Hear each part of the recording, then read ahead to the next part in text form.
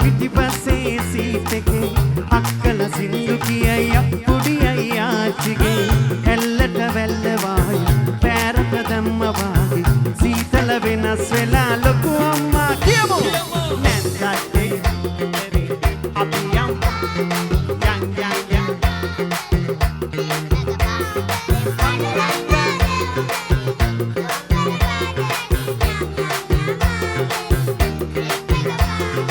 Tabarak yum tabarak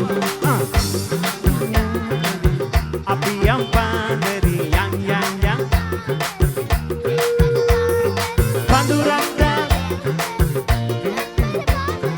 yang Tripeka Nata mo babala La la la la la la la la la la la La la la la la la la la la ලස්සනයි නටන. La la la la